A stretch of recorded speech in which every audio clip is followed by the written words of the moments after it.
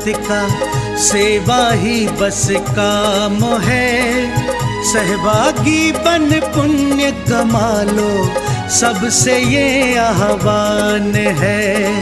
प्रणम्य सागर गुरु महाराज की सोच का ये परिणाम है। सहभागी बन पुण्य कमा लो, सबसे ये आह्वान है, सबसे ये आह्वान है। हम योग प्रणेता ने ये पावन दीप जलाया है। साधर्मी का बने सहारा, बीड़ा ये ही उठाया है, बीड़ा ये ही उठाया है। चलो उन्हें खुशियों से मिलाए, बड़ा पुण्य का काम है।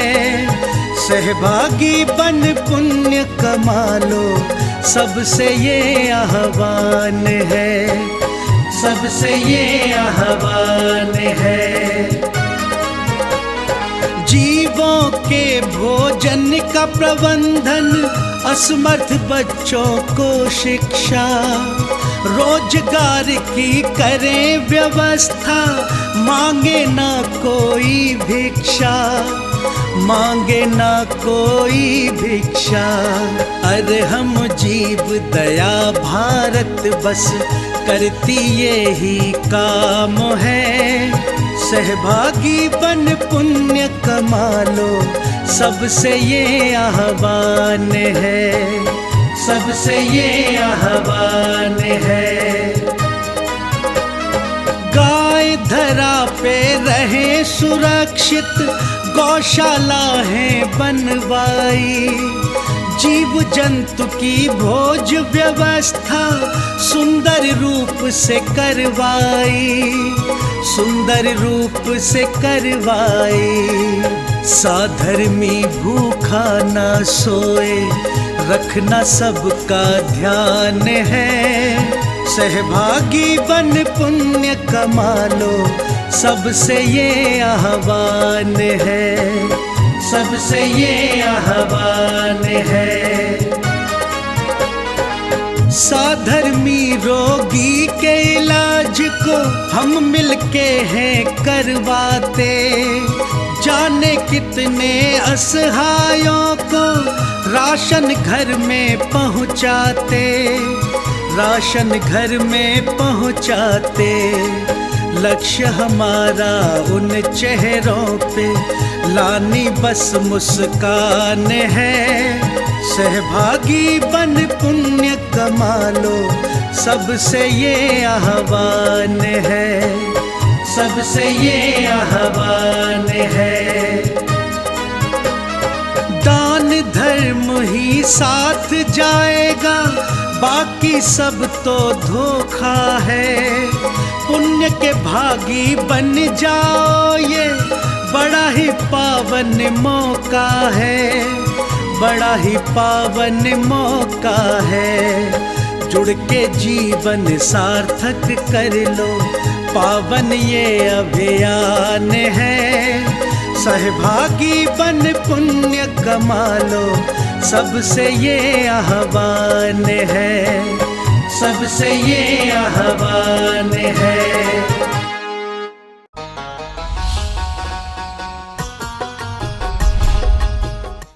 इस कार्यक्रम के पुण्यार्जक हैं प्रणम्य वाणी देवदूत। प्रणम्य गुरु की वाणी पहुँचे घर घर, सम्यक ज्ञान प्रभावना होवे घर घर। सभी प्रणम्य वाणी देवदूत के पुण्य की बहुत बहुत अनुमोदना। मात्र 12,000 रुपए वार्षिक सहयोग राशि प्रदान कर प्रणम्य वाणी देवदूत बने। अधिक जानकारी के लिए संपर्क करें।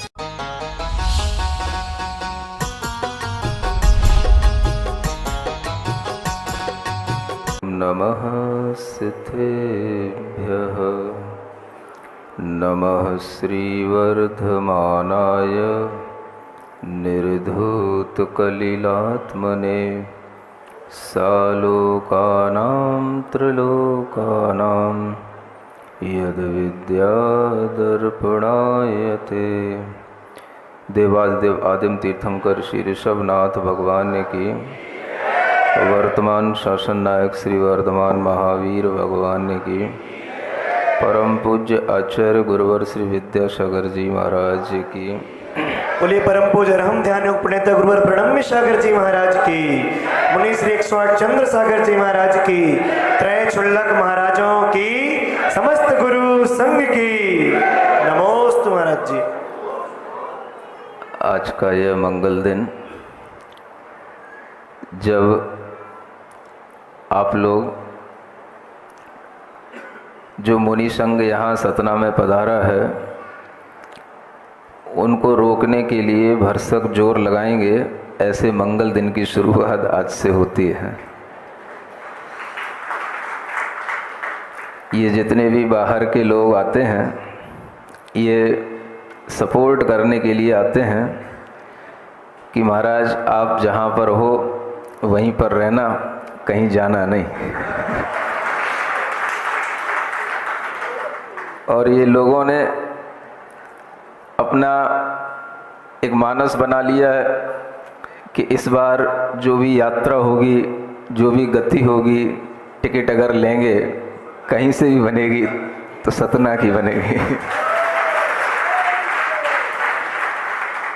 सभी के लिए इस चातुर्मास में अपने अपने मनोभावों को पवित्र करने का एक उल्लास के साथ में भाव तो बनता है, और वह भाव ही बनाना हमारे लिए बहुत आवश्यक है। जीवन में अनेक अवसर आते हैं जिन अवसरों पर हम बड़े बड़े काम करते हैं। जिनेंद्र भगवान की मंदिर बनते हैं, वेदी प्रतिष्ठा होती है, पंच कल्याणक भी होते हैं, और इन सब कार्यों से भी ज़्यादा लोगों के मन में एक आनंद भाव आता है मुनि महाराज के वर्षा योग के होने का। इसका क्या कारण है? जब हम भगवान की प्रतिष्ठा करते हैं, पंच कल्याणक करते हैं, उस समय पर हम एक जिनालय का निर्माण करते हैं। वह हमारे लिए जिन धर्म की स्थायी प्रभावना का एक कार्य हो जाता है। किंतु जब हम किन्हीं साधुओं के चातुर्मास के लिए उल्लसित होते हैं, उनके लिए जब हमारे मन में आनंद का भाव आता है, तो उस समय पर वह प्रभावना का भाव हमारे अंदर कहीं मंदिर से भी ज़्यादा दिखाई देता है। उसका क्या कारण है? उसका एक ही कारण है कि जब हम भगवान के लिए कुछ करते हैं, मंदिर में कुछ करते हैं, तो हमें करने के बाद में फिर कुछ करना नहीं होता है। हमने भगवान को स्थापित कर दिया, मंदिर बना दिए, अब हम चाहे आए या ना आए, भगवान आपको कुछ भी नहीं कहेंगे। सामने जो आपने स्थापित किए हैं उनकी तरफ से आपको कुछ भी संकेत नहीं मिलेगा। लेकिन जब हम मुनि महाराज के वर्षा योग की स्थापना करते हैं और उसमें शामिल होते हैं, तो ऐसा नहीं है कि हम जैसे मंदिर बना करके घर पर बैठ जाते हैं, ऐसे नहीं बैठ पाएंगे। हमें मुनि महाराज के वर्षा योग की स्थापना के उपरांत भी प्रतिदिन मुनि महाराज के पास में आना पड़ेगा और प्रतिदिन उनके माध्यम से हमें धर्म लाभ लेना पड़ेगा। इस बात का जो एग्रीमेंट होता है, इसी को कहते हैं श्रावकों के द्वारा की जाने वाली कलश स्थापना। ये भाव सभी के अंदर जब आने लग जाता है कि अब हमें कुछ ना कुछ प्रतिदिन मिलेगा। भगवान के पास आने से तो हमें मांगना पड़ता है, लेना पड़ता है, और यहाँ आकर के तो हमें कुछ नहीं करना पड़ता है, बैठ जाना पड़ता है। ये अपने आप देते जाते हैं, देते जाते हैं, देते जाते हैं।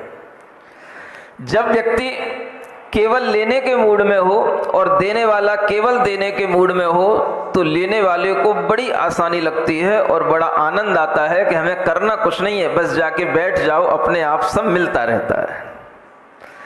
ठीक ऐसा ही भाव प्रवचनों में, उपदेशों में, मोक्ष मार्ग को जानने में, तत्व का उपदेश सुनने में आदमी के अंदर आने लग जाता है। और ये भाव जब आता है तो फिर वह अपने आप में स्वयं भी मोक्ष के पथ पर चलते हुए उसके साथ में अगर थोड़ी देर के लिए भी हो लेता है, तो उसके अंदर ये भाव आने लग जाता है कि हमने भी कुछ प्राप्त कर लिया, आप देखो, दिन भर में 24 घंटे में आप केवल 1 घंटे हमारी संगति में आते हो, इससे ज़्यादा तो नहीं आते। थोड़ी बहुत देर के लिए शाम को आ गए। अब देखा जाए तो थोड़ी बहुत देर के लिए आहारचर्या के समय पर आ गए, और ऐसे करते करते आपके लगभग कितने 2 से 3 घंटे मुश्किल से निकलते होंगे। इतने निकल आते हैं। 24 घंटे में अगर आपने 3 घंटे भी मुनि महाराज के सानिध्य में निकाल लिए, तो आप ये मान करके चलना कि ये 3 घंटे प्रतिदिन के जुड़ते जुड़ते 5 महीने में कितने घंटे हो जाएंगे। ये इतने घंटे हो जाएंगे कि आपको लगेगा कि जब मुनि महाराज का यहाँ से गमन होगा तो आपको लगेगा कि हमारे पास की कोई बहुत बड़ी चीज छूट गई है, और ये उसी का प्रभाव होता है जो आप हर दिन आ करके अपने अंदर एक कुछ भाव संजोते रहते हैं। आचार्य कहते हैं धन का और धर्म का प्रतिदिन थोड़ा थोड़ा सा भी अगर संग्रह किया जाए तो एक दिन वह सुमेरु पर्वत की तरह बहुत बड़ा हो जाता है। किसका करना है? धन का और धर्म का, दोनों का संग्रह करना है। धन का संग्रह तो आप करते ही रहते हो, वो तो आपकी दुकान चली रही है। धर्म का संग्रह करने के लिए आपको मन बनाना पड़ता है। आपको धर्म का संग्रह करने के लिए चारों तरफ देखना पड़ता है। वो कितना कर रहा है, हम कितना करें, वो कर रहा है कि नहीं कर रहा है, वो जा रहा है कि नहीं जा रहा है, तो हम जाएं, ये आपको सोचना पड़ता है। धन का संग्रह करने के लिए कभी कोई धनिक ये नहीं देखता कि बगल वाले ने दुकान खोली है तो हम दुकान खोलें, पहले वो दुकान खोल ले उसके बाद में हम दुकान खोलें, ऐसा नहीं सोचता। उसमें तो वो सबसे पहले दुकान खोलने को तैयार हो जाता है कि वो ना आ पाए, मैं अपनी पहले दुकान खोल लूं ताकि ग्राहक मेरे पास में पहले आ जाएं। हो सकता है भगवान से प्रार्थना करें, भगवान ये 2 घंटे बाद ही आए, मेरी दुकान 10 बजे खुल जाए तो इसकी 12 ही बजे खुले। ये धनिक के मन के अंदर भाव रहता है जब उसे धन कमाने की इच्छा होती है। लेकिन जब धर्म कमाने की इच्छा होती है तो तू चल मैं आया ऐसा। जब धर्म कमाने की इच्छा होती है तब उसके अंदर ये भाव आने लग जाता है, हाँ हाँ चलो चलो तुम चलो मैं आता हूं। प्रवचन शुरू हो रहे हैं, हाँ हाँ अभी शुरू होने दो मैं आता हूं। प्रवचन शुरू होने के उपरांत जब शुरू हो जाते हैं तब तक भी भगवान की पूजा आदि में लोग लगे रहते हैं, सोचते रहते हैं हाँ अभी तो 8:45 बज रहे हैं, 8:30 बज रही है, अभी महाराज आए होंगे मंच पर, अभी धीरे धीरे शुरुआत होने दो, जब माहौल बनेगा तब तक हम पहुंच जाएंगे। और कुछ लोग तो अंत तक आ ही जाते हैं, कुछ ना मिले तो श्री जिनवाणी जग कल्याणी यही करने को मिल जाए। और ये भी अगर उनने कर ली, इतने में भी वो आ गए तो भी संतुष्ट हो जाते हैं। अगर उनसे कभी पूछा जाए क्यों प्रवचन में आते हो, हाँ आते हैं, रोजाना आते हो, आते हैं, क्या सीखा क्या जाना, महाराज वो जब आते हैं उस समय आपकी श्री जिनवाणी शुरू हो जाती है, मैं क्या करूं। इस तरीके के भी लोग होते हैं। लेकिन ये तरीका हमारे लिए ये बताता है कि हम धन कमाने की इच्छा में जितना ज्यादा अपना मन लगाते हैं, धर्म कमाने की इच्छा में उतना मन नहीं लगाते हैं। धर्म कमाने के लिए भी व्यक्ति को पहले ये सोचना चाहिए कि जैसे हम धन कमाने के लिए अपनी दुकान पहले खोलने को तैयार होते हैं, हम आगे आगे होने को तैयार होते हैं, ऐसे ही धर्म कमाने के लिए भी हमें आगे होना चाहिए। जब व्यक्ति के अंदर इस तरह की भावना आने लग जाती है तो वो ये नहीं सोचता है कि मैं जब तक प्रवचन समाप्त हो जाएगा तब तक मैं जाकर के बैठ ही जाऊंगा, नहीं, वो सबसे पहले आगे की लाइन में बैठने की कोशिश करता है। स्कूल में भले ही वो बैक बेंचर रहा हो, लेकिन प्रवचन में धर्म की सभा में वो आगे आकर के अगर बैठने की इच्छा करता है तो इसका मतलब है कि वह धर्म को पहले पहले प्राप्त करने की इच्छा करता है। ऐसी धर्म को प्राप्त करने की इच्छा सभी लोगों के मन के अंदर होनी चाहिए। आने वाले समय में यह जब आपके सामने मौका आ रहा है तो कहते हैं समझदार लोगों को कभी मौका चूकना नहीं चाहिए। और ऐसा मौका जब आपके सामने आया है तो आप अपने मन में ये भावना रखें कि देखो गुरुदेव हमेशा स्वयं भी अपना कल्याण करते हैं और दूसरों के कल्याण की भी भावना बनाए रखते हैं, और उसी कल्याण की भावना से गुरुदेव ने यह चातुर्मास सतना के लिए दिया है। इसमें उन्हें श्रावक की भी भावनाओं का ध्यान है और मुनि महाराज की भी भावनाओं का ध्यान है।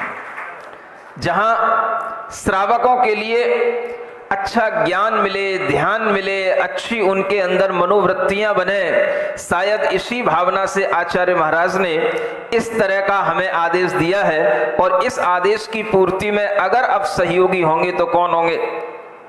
श्रावक होंगे। अभी आप लोग विधान कर रहे हो, अभी तो यहाँ पर पुण्यार्जक परिवार दिखाई दे रहे हैं, कुछ उनके भी परिवार दिखाई दे रहे हैं। जब ये विधान पूरा हो जाएगा तब क्या करोगे? उसके बाद भी कुछ होगा? क्यों पुण्यार्जक सेठ जी, ऐसे ही आगे की पंक्ति में बैठे दिखाई दोगे 5 महीने तक? दिखोगे? ऐसा भाव होना चाहिए। ये भाव अगर बनेगा तब जाकर के आपके अंदर ये भावना आएगी कि जैसे हमें धर्म में आगे आना है, वैसे वैसे हमें इस धर्म भाव में भी अपने अंदर आगे आते हुए अपने मन के अंदर की विशुद्धि को बढ़ाते जाना है। और यही हमारे अंदर के मोक्ष मार्ग को बढ़ाने की एक प्रक्रिया होती है।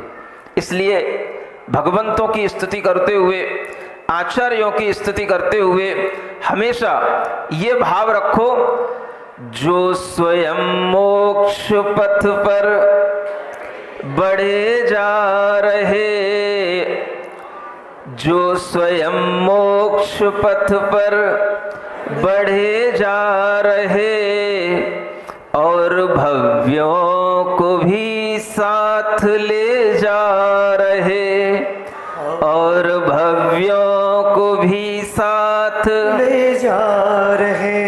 जो स्वयं मोक्ष पथ पर बढ़े जा रहे और भव्यों को भी साथ ले जा रहे। जो स्वयं चलते हैं उनके चलते हुए कदमों को देख करके भी बहुत से लोग चलना सीख लेते हैं और वह अपने आप चलने लग जाते हैं, अपने आप उनके साथ होने लग जाते हैं। और इसी तरह की भावना जब साथ में चलने वालों की हो जाती है तो मोक्ष मार्ग बड़ा सरल हो जाता है। चलाना नहीं पड़ता किसी को। गुरुदेव किसी को चलाते हैं? किसी को नहीं चलाते हैं। वो सिर्फ जो है स्वयं चलते हैं और उनके चलने को देख करके लोग चलना सीख लेते हैं। आज अगर हम लोगों ने भी चलना सीखा है तो किसको देख करके? गुरुदेव को देख करके। जब गर्मी के दिनों में आदेश दिया शहपुरा से सतना जाना है, विचार तो आया एकदम से इतनी दूर है, लेकिन वो स्वयं जब चलते हैं तब पता पड़ता है कि आज भी वो वृद्धावस्था में अपनी उम्र के इतनी उम्र होने पर भी कितना वह विहार करते हैं। वह वहीं डोंगरगढ़ से अमरकंटक गए और अमरकंटक से फिर डोंगरगढ़ गए। अगर शिष्य के मन में कहीं भाव भी आ गया कि नहीं हमें इतना नहीं जाना, 300 किलोमीटर कहाँ जाएंगे, कहीं आसपास का कोई स्थान दे दो, तो हिम्मत नहीं कर पाएगा शिष्य बोलने की। क्यों नहीं? क्योंकि गुरु चल रहे हैं। जब गुरु चल रहे हैं तो शिष्य कैसे थक सकता है? तो गुरु जब चलते हैं तो उनके चलने को देख करके ही शिष्य चलना सीख लेता है। और अगर उसके मन में कभी कोई कमजोरी आती है तो वो याद कर लेता है, गर्मियों के दिनों में भी गुरु के साथ कितना लंबा लंबा विहार करते थे, आज अपने मन की होने लगी है तो अपने मन के तरह से चलने लगे।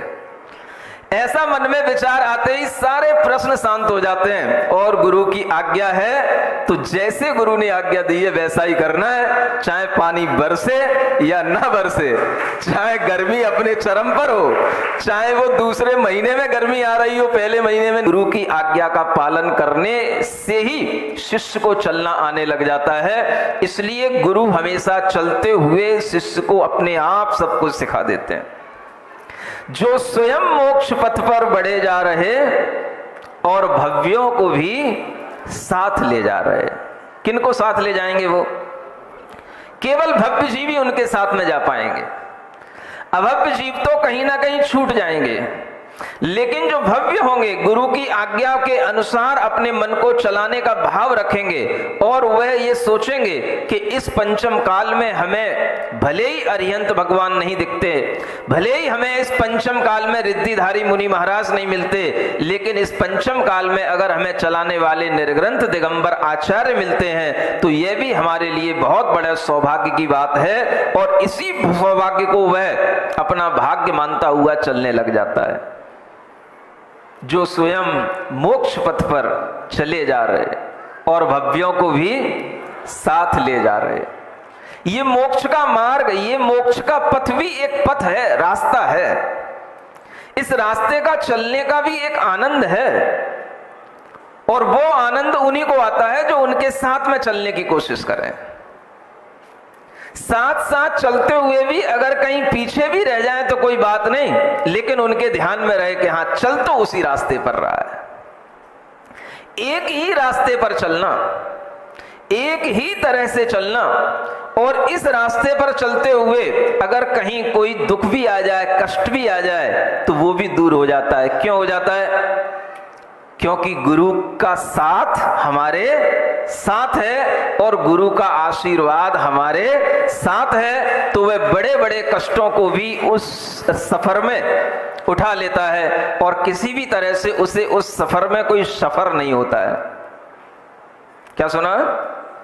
सफर में कोई सफर नहीं होता है। कौन सा सफर? एक सफर माने कष्ट होना, SUFFER। उस सफर में उसे कोई सफर नहीं होता है, कोई कष्ट नहीं होता है, क्योंकि है निराली डगर मोक्ष का ये सफर, है निराली डगर मोक्ष का ये सफर। ये भी एक मोक्ष का सफर है, लेकिन ये डगर अपने आप में निराली है, दुनिया से अलग हटके चलती है।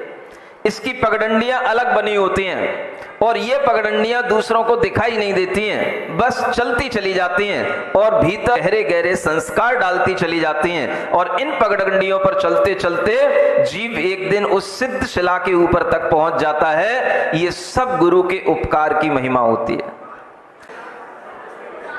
अगर आपके पास जुआ है तो एक हम जुआ भी चाहिए। माने जो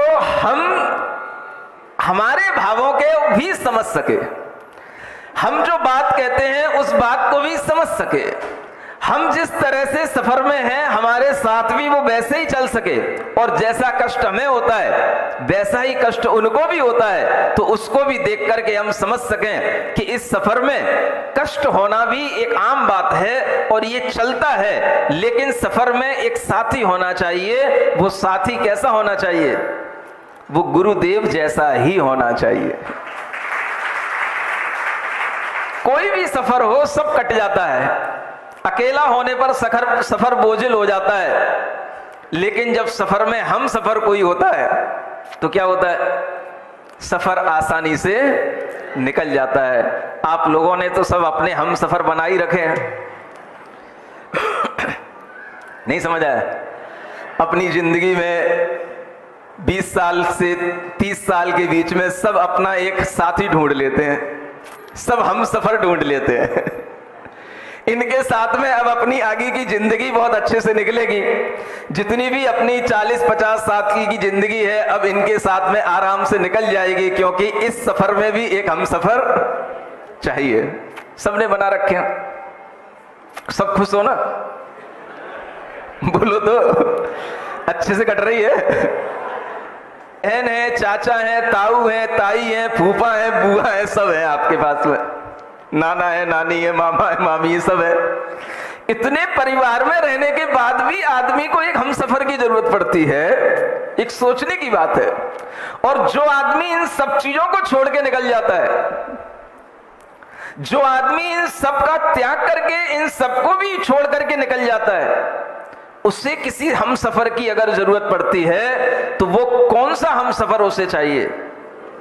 वो आचार्य परमेष्ठी होते हैं, वो गुरुदेव होते हैं, जिनके कारण से वह इन सबको छोड़ करके एक के पीछे पड़ जाता है। सोचो कितनी ताकत होती है, कितनी हिम्मत की बात होती है। आप सबके बीच में रह करके भी एक हमसफर ढूंढते हो और वो सबको छोड़ करके एक को ढूंढते हैं, और उस हमसफर को अगर वो पा लेते हैं तो उन्हें लगने लग जाता है हाँ, इनके साथ में चलने पर अब हमें कभी कहीं कोई गम, कोई दुख नहीं होगा, क्योंकि बस इनको देखते रहो, इनको याद करते रहो। जब भी कभी कोई दुख की बात आए इनको याद कर लो, अपने आप आपके लिए लगने लगेगा कि हाँ, इससे ज्यादा कष्ट तो गुरुदेव बहुत सहन कर चुके हैं। किसी भी तरह का गम होगा आपको, अगर अपने गुरु का स्मरण हो जाएगा, उनकी याद आ जाएगी, आपके गम अपने आप हल्के पड़ जाएंगे। आप भी यही सीख लो। आपने अगर कोई अपना हमसफर बना भी लिया है तो उसको भी यही सिखा दो, और दोनों मिलकर के एक इस राह पर चलते हुए गुरु को आदर्श बनाते हुए चलने की कोशिश करो। अब यूं तो नहीं कहूंगा कि आपने गलती कर ली हमसफर बना के, क्योंकि वो आपने समझदारी से ही काम किया है, पूरे होशो हवास में किया है, सबके साथ मिलकर के किया है, सबको इनविटेशन दे करके किया है, सबको जानकारी दे करके की है। तो यूं तो नहीं कह सकता कि आपने गलती से कर ली। यहां पर आकर के कह जरूर देते हो कभी कभी कि महाराज गलती हो गई लेकिन आपकी गलती को भी मैं समझता हूं कि आप क्यों कह रहे हो महाराज गलती हो गई, ताकि महाराज हमसे कहीं नाराज ना हो जाए कि मेरे से ऐसी उम्मीद नहीं थी महाराज को, लेकिन फिर भी हमने ऐसा कर लिया। तो कभी लोग आकर के कह देते हैं महाराज गलती हो गई। गलती नहीं हो गई, तुमने जो कुछ भी किया है ठीक है, अब तुम एक से दो हो गए हो, अब दोनों को उसी सफर पर चलना है जिस सफर पर गुरु चल रहे हैं। अगर ऐसा आपका उद्देश्य बन जाता है तो यही सबसे बड़ा आशीर्वाद उन दाम्पत्य जीवन निभाने वाले लोगों के लिए होता है। लोग शादी विवाह कर करके आते हैं, महाराज आशीर्वाद दे दो इनका जीवन अच्छे से चले। अब अलग अलग सबको क्या आशीर्वाद दूं, एक साथ सबके लिए कह रहा हूं, जिन्होंने भी अपने जीवन में आगे बढ़ने के लिए, सुख से जीने के लिए अपना साथी ढूंढ लिया है, वह उन दोनों साथियों के लिए मैं कह रहा हूं कि वे दोनों मिलकर के हमेशा अपने जीवन में एक गुरु की कल्पना जरूर करें, एक गुरु को अपने सामने आदर्श बना करके जरूर रखें। और गुरु वही होना चाहिए जिसके माध्यम से हमारे परिणामों में शांति आए, हमें एक नया रास्ता मिले, और जब भी कभी हम भटकें हमें वो ऐसा ज्ञान दें, ऐसा ध्यान दें, ऐसा विवेक दें जिसके माध्यम से हम पुनः अपने रास्ते पर आ जाएं। ऐसा गुरु भी अगर एक बार अपने आप में, अपने अंतरंग में संकल्प के साथ पकड़ करके रख लोगे तो आपका जीवन बहुत अच्छे ढंग से निकल जाएगा। ये गुरु की महिमा जान लो। इसलिए कहना पड़ता है, अगर हम अपने जीवन में एक साथी बना करके रखते हैं तो आध्यात्मिक जीवन का भी एक साथी होना चाहिए। एक लौकिक जीवन का साथी होता है तो एक अलौकिक जीवन का भी साथी होना चाहिए, जो हमारी अध्यात्म यात्रा को आगे बढ़ाता चला जाए। और ऐसा गुरु जब हमारे सामने मिला होता है तो फिर अपने आप मन प्रसन्न होने लग जाता है। गुरु की स्तुति के अलावा और कुछ दिखाई नहीं देता है। अरे गुरु पूर्णिमा केवल एक दिन गुरु का गुणगान करने के लिए नहीं होती है। जिसको ऐसा हम सफर मिल जाता है वो हर दिन गुरु पूर्णिमा मनाया करता है और हर दिन उसके लिए गुरु सामने होते हैं।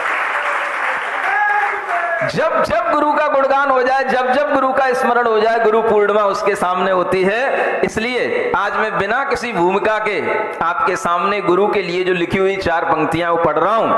है निराली वाणी में तत्पर जिनका मन इतना पावन हो करुणा गगन, इसलिए भक्त उनके बढ़े जा रहे, इसलिए भक्त उनके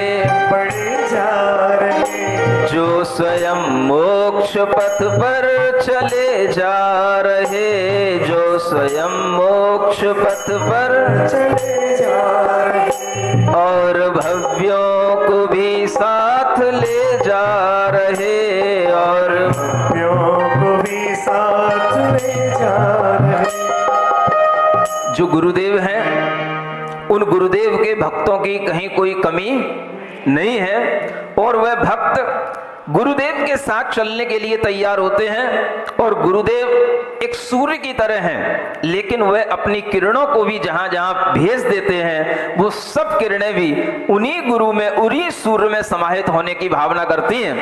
क्यों करती हैं? क्योंकि उनके पास में एक शक्ति है। जानना चाहोगे क्या?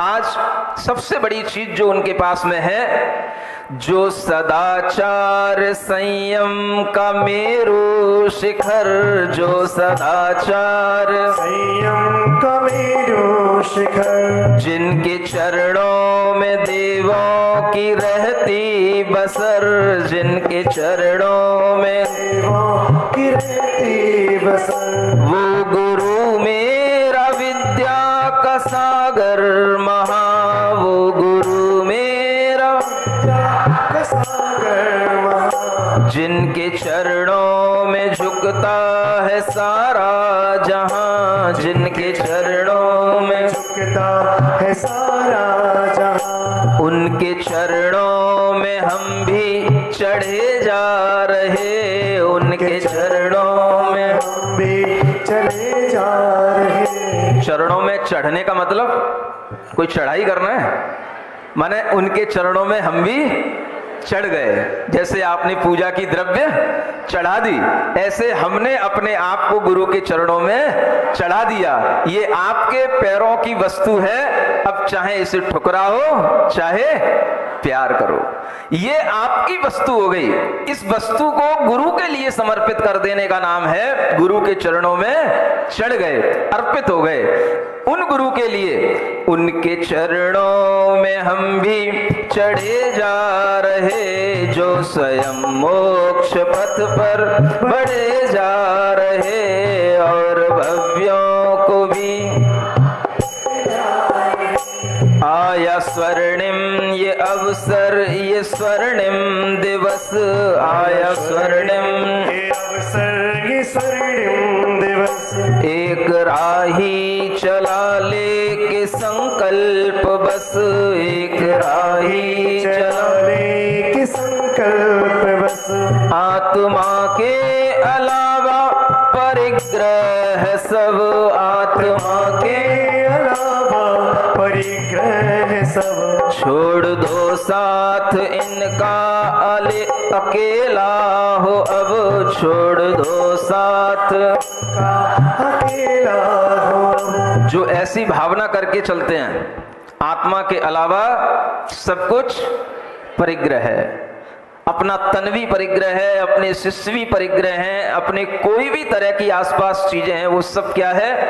परिग्रह है। और उस परिग्रह को परिग्रह की तरह ही छोड़ करके जो हमेशा चला करते हैं, लेकिन फिर भी उनके पीछे लाखों चले जाते हैं, उनके पीछे भी लाखों चले जा रहे, उनके पीछे भी लाखों चले जा रहे, जो स्वयं मोक्ष पथ पर बढ़े जा रहे, जो स्वयं मोक्ष पथ पर बढ़े जा रहे, और भव्यों को भी साथ ले जा रहे, और भव्यों को भी साथ ले जा रहे। ओम अरहम नमः, ओम अरहम नमः, ओम अरहम नमः, ओम अरहम नमः, ओम अरहम नमः, ओम अरहम नमः, ओम अरहम नमः,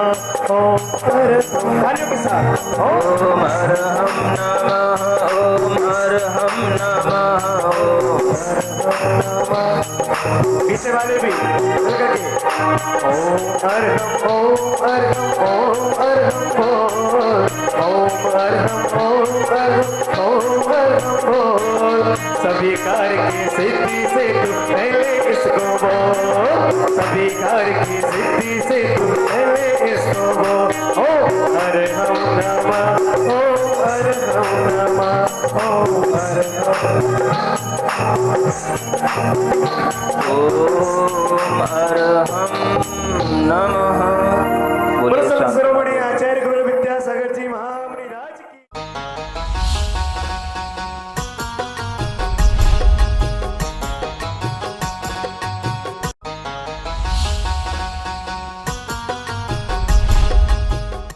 इस कार्यक्रम के पुण्यार्जक थे प्रणम्य वाणी देवदूत। प्रणम्य गुरु की वाणी पहुँचे घर घर, सम्यक ज्ञान प्रभावना होवे घर घर। सभी प्रणम्य वाणी देवदूत के पुण्य की बहुत बहुत अनुमोदना। मात्र 12,000 रुपए वार्षिक सहयोग राशि प्रदान कर प्रणम्य वाणी देवदूत बने। अधिक जानकारी के लिए संपर्क करें।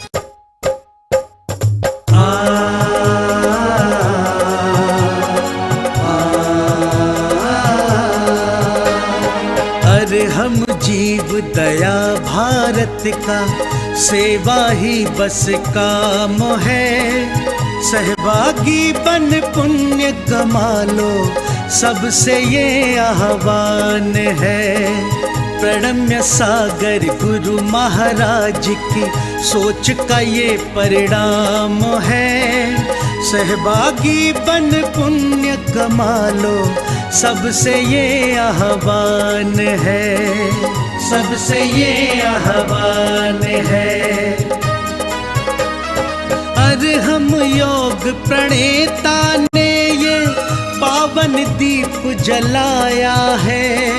साधर्मी का बने सहारा, बीड़ा ये ही उठाया है, बीड़ा ये ही उठाया है। चलो उन्हें खुशियों से मिलाए, बड़ा पुण्य का काम है। सहभागी बन पुण्य कमा लो, सबसे ये आह्वान है, सबसे ये आह्वान है। जीवों के भोजन का प्रबंधन, असमर्थ बच्चों को शिक्षा, रोजगार की करें व्यवस्था। मांगे ना कोई भिक्षा, मांगे ना कोई भिक्षा। अरे हम जीव दया भारत बस करती ये ही काम है। सहभागी बन पुण्य कमा लो, सबसे ये आह्वान है, सबसे ये आह्वान है। गाय धरा पे रहे सुरक्षित, गौशाला है बनवाई। जीव जंतु की भोज व्यवस्था सुंदर रूप से करवाई, सुंदर रूप से करवाई। साधर्मी भूखा ना सोए, रखना सबका ध्यान है। सहभागी बन पुण्य कमा लो, सबसे ये आह्वान है, सबसे ये आह्वान है। साधर्मी रोगी के इलाज को हम मिलके हैं करवाते। जाने कितने असहायों को राशन घर में पहुंचाते, राशन घर में पहुंचाते। लक्ष्य हमारा उन चेहरों पे लानी बस मुस्कान है। सहभागी बन पुण्य कमा लो, सबसे ये आह्वान है, सबसे ये आह्वान है। दान धर्म ही साथ जाएगा, बाकी सब तो धोखा है। पुण्य के भागी बन जाओ, ये बड़ा ही पावन मौका है, बड़ा ही पावन मौका है। जुड़ के जीवन सार्थक कर लो, पावन ये अभियान है। सहभागी बन पुण्य कमा लो, सबसे ये आह्वान है, सबसे ये आह्वान है।